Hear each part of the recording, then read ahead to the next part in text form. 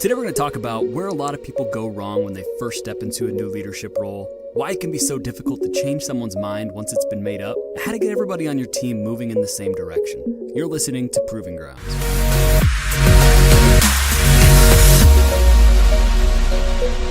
Let's face it, you can't change anybody's mind. You can, however, supply them with the right perspective to get them to change their own mind. They have to travel down the same path of reasoning that you have in order to reach the same conclusion. Now, the words we use are important here. I didn't say supply them with the right information or knowledge or even evidence. I said perspective. Because in order to make an adjustment to the direction that someone's looking at something, you have to first understand where they are positioned. If you're trying to help someone find the star Polaris through a telescope, you can't just tell them to move their lens 4 degrees to the right. You have to know where their telescope is pointed before you can tell them what direction to move. This is the core principle behind success in your first few months of stepping into a leadership role at a new organization. It's unbelievable how few people I've personally observed excel at this, and I think that the big reason for that is that when it's done properly, you really don't even notice it. But when someone does it the wrong way, it's undeniable and frustrating for everybody involved. So there's a general consensus that first impressions matter. Now, where that consensus differs is what the first impression ought to be. It's common for a new leader to step in and feel the pressure to prove themselves right out of the gate and prove that putting them at the helm of the ship was the right decision. Usually that expresses itself by finding as many things to deliver as quickly as possible as proof of your legitimacy. Now, there isn't anything intrinsically wrong with proving yourself or delivering results on a silver platter to show that you're doing your job, but referring back to the last episode, you have to make sure that you don't sacrifice the long-term strategy in exchange for your short-term goals. Or in terms of today's illustration, you have to know perspectives before you can set trajectories properly. You see, when you move into a leadership position, you probably have a good idea right off the bat what the deficiencies are and how things are being done. It's most likely why you were brought into the situation. So those challenges are pretty clear. And you probably have a good idea on how to solve those problems. It seems pretty cut and dry. So where's the disconnect? Why is the change impact usually so high when a new leader rolls in? You've probably seen it before. A new director's hired on, and as soon as the chute opens, they're doing as much as they can. They're stepping into each meeting with a checklist saying, we're going to change this, and this, and this, and we're going to start this project, and this project, and that project, and everyone in the room starts to get defensive. And after the meeting, they all get together in each other's offices to deliberate, and they say things like, is this guy crazy? I don't think he understands what's going on here. I think he's completely detached from reality. For this example, we're going to ignore the fact that coming in guns blazing can increase your risk that you're actually making improper decisions, because that's not the point that we're trying to illustrate here. Let's assume that, as an all-knowing third party looking in, all of the thises and that's that this new director is shooting for are actually the right direction that organization needs to be moving towards. So why is there usually so much resistance? It's because you haven't gotten anyone to redirect themselves to your perspective yet. If they were, they would have already came to those conclusions themselves, and you would have never been brought on board in the first place. Things are usually done the way that they are for a reason. Now, that doesn't mean that it's the proper way of doing it, but it does mean that there's complexities involved that go deeper than what you'd get from a cursory look at it. And that's where you lose people, because the assumption gets made that if you haven't examined the complexities before prescribing a solution, that your solution is probably flawed as well. And that's a valid way of looking at it. Here's where it's going to set back your entire career leading this group.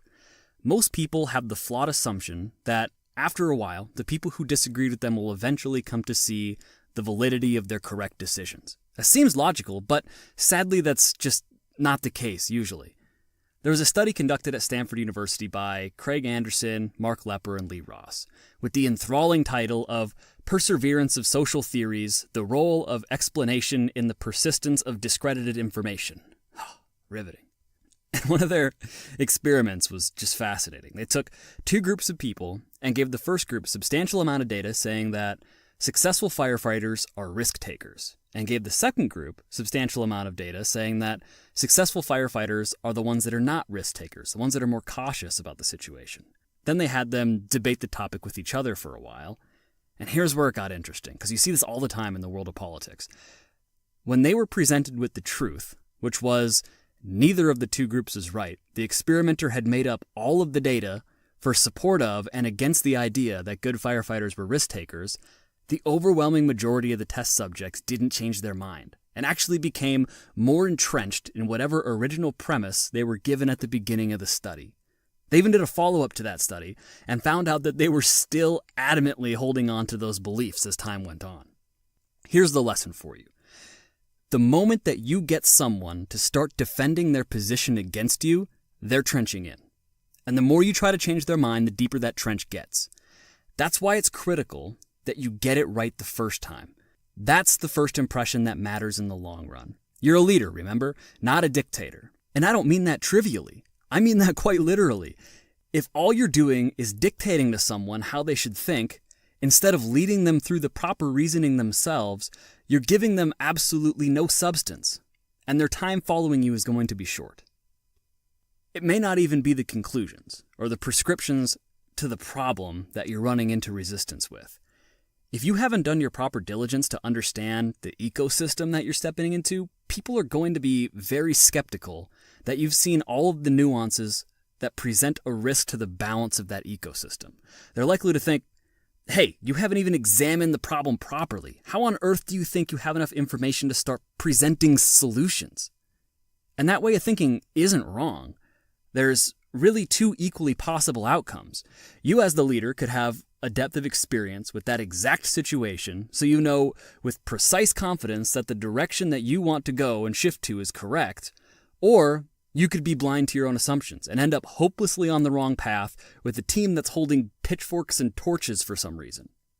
How are your followers to know that you are the former and not the latter until you've given them some proof to indicate in either direction? Most reasonable people will put up a bit of resistance with an eye of skepticism until they have enough reason to be confident in following you. So if they think that you're blindly making decisions that affect how things are going to be done in their world without having a complete understanding of it, they're going to disagree with the path that you're taking to reach in the long-term strategy as a whole, and just try to change their mind after they're trenched in. Once you hear the grumblings like, who the heck thought it was a good idea to hire this guy? You either have a long road ahead of you to win them back or a short road out the door. Which road you choose just depends on your ego. Okay, so that's an unrefined representation of the what and the why. Let's get into the how. How do you make sure that you don't start off on the wrong foot? And how do you fix the problem if you have? So what's your first move? You're a strategic leader coming into a new organization. You have all the answers. You know the long-term goal and how to get there. And you know how things need to change. What do you do now? This is what you do. You take a step back, you listen, and you observe. Being a good leader isn't about knowing what to do, it's about knowing how to do it. In the information age, anyone can pull the compiled knowledge of the world together to reach the same conclusions on what to do. But what separates success from failure after that point is how you decided to go about reaching that goal with your team.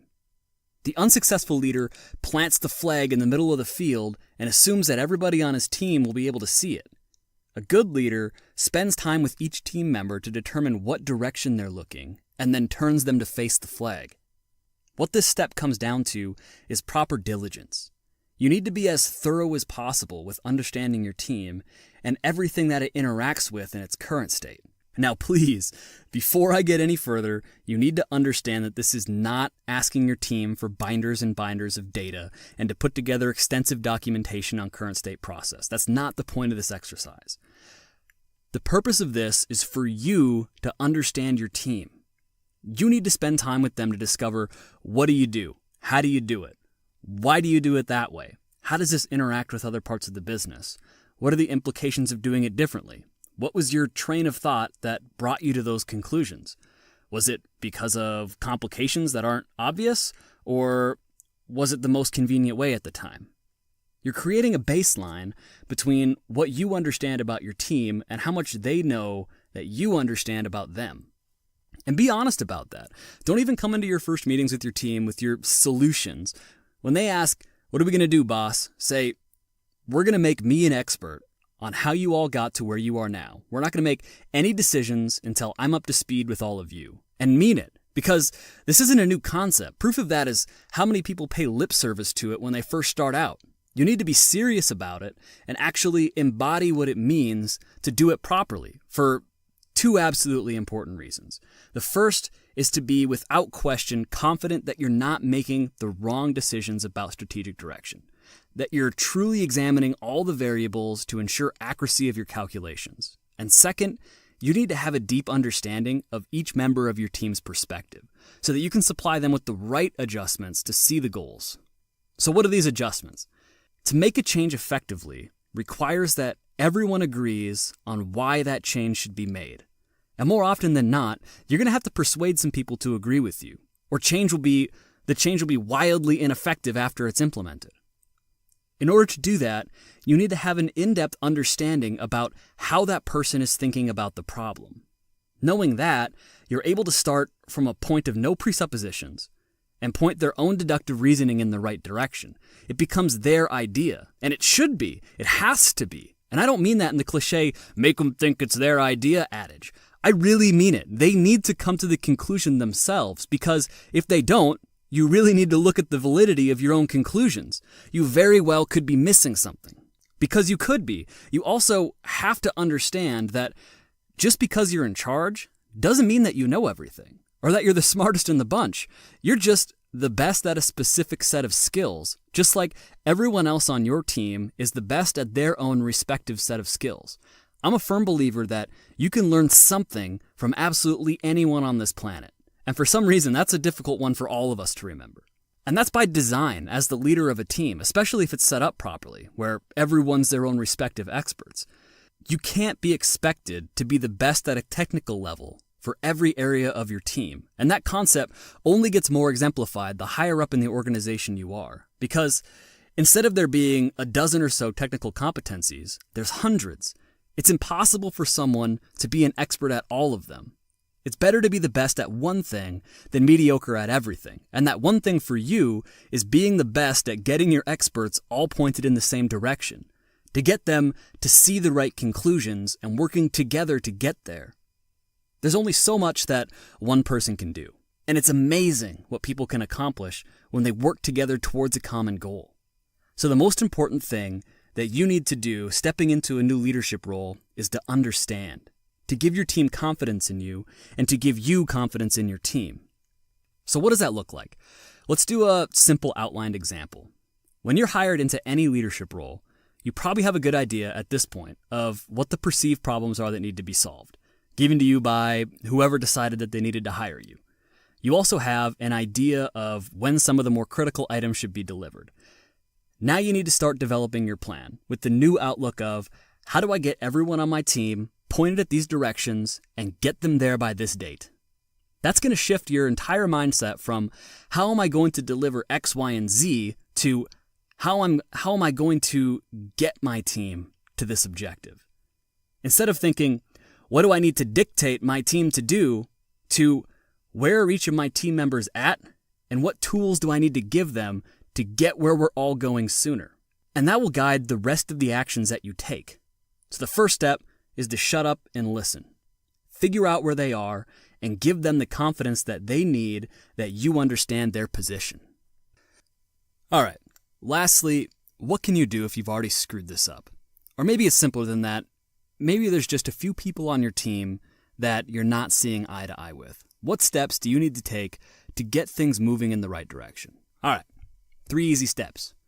The word easy was sarcasm, if you didn't catch it. Step 1. It's the easiest. Humble yourself. Yeah, I know, every single one of us will probably struggle with humility until the day we die, but it doesn't hurt to remind ourselves to do it every hour or so throughout the day. Step 2. Spend time in their world. And step 3 is to ask questions. If you know that you disagree on a conclusion, you can't argue at the position of the conclusion. You need to ask questions that probe the components that exist that led them to the conflicting conclusion. There's always a point where the divergence is created in reasoning. Those are the points that you need to find, and that's where you're going to have your discussions. Explore the idea with them. Don't argue the idea with them. The only good argument is the one that you can avoid. Now, it's probably going to take an incredible amount of time to get somebody back on your side, and they may never actually agree with you. But if you're spending time understanding them and seeking out their expertise to explore ideas with them, they'll eventually respect you enough. And that's okay if you disagree. They know that you're not making the decisions out of ignorance, but difference in opinion. So as our recap, the overarching theme in today's episode is that you're on a team, and your job as the leader of that team is to get everybody moving in the right direction. It's impossible for you to give clear directions to somebody if you don't understand where they are and the landscape of the environment that they're in. I mean, what if your GPS gave you directions without having that information? It would be telling you to go north, but there's a river in front of you, and then your GPS would keep pinging you to change direction every 5 minutes, when it would have been easier for everyone involved if it just told you there's a bridge 2 miles east, take that to cross the river and head north. Otherwise, you're going to say, this GPS has no idea what it's talking about, I'm not listening to its directions anymore. Once everybody's on the same page about where they're at and the environment that they're in, it's much easier for everyone to start seeing what needs to be done to start moving towards your goals. But it all starts with you, taking a step back and understanding everyone's position. Thanks for tuning in today. Make sure you subscribe to the podcast so you get a notification when the next episode's released. And whatever platform you're listening in on, whether it's iTunes, Stitcher, Google, or right at our website, leave a 5-star review to help the podcast be listed in front of more people. Also, iTunes doesn't have a anyone who's willing to listen category, so if you know people you know would benefit from this, hit the share button. Thanks for tuning in. I'll see you right here next time on Proving Grounds.